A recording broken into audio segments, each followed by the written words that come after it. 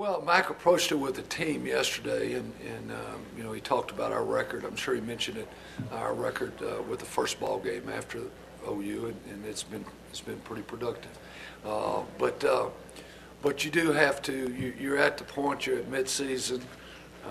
You got midterms. You got a 60-minute car wreck basically out there Saturday, so the guys are tired. But what we told them was, look, if we would have told you in January that you had a 6-week run to win the Big 12, you know, would that have gotten you fired up? And they responded to that. And I think we also have to, you know, and they remember what happened last year. You know, at the end of that run, we did not beat Tech in Lubbock, and so you know, there's a lot on the line, but it starts this week at Missouri. One thing a coach also talked to the players about is, as cliche as it is, one game at a time. Not looking at the finish line, just looking at you know, what we have to do, because we were sitting in the same situation we were sitting in last year at this time. Greg, it looks like you've got a couple of linemen that are playing pretty well, and it looks like you've got a couple that are fighting through some things these last couple of weeks.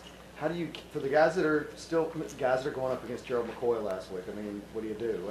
How do you keep those guys from losing their confidence, and how do you get them to start making improvement? Well, I thought both our tackles played extremely well against English and Beal for the most part. Very talented, you know, very talented players. And McCoy is one of the best in the country. He would certainly get my vote for the Lombardi or whatever award goes, because he's you know, he's an outstanding player.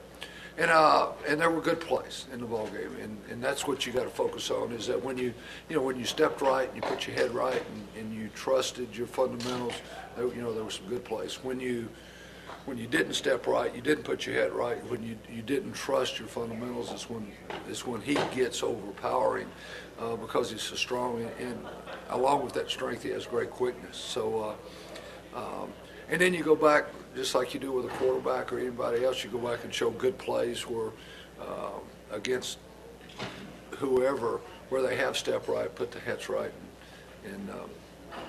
but that's what you have to do. Well, it didn't look like we started till halftime, but no, we started. OU did some things that they had not done since '04.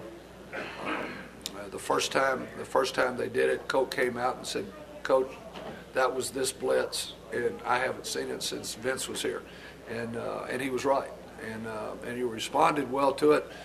It was on the ball that he threw a back shoulder ball to Mal Williams.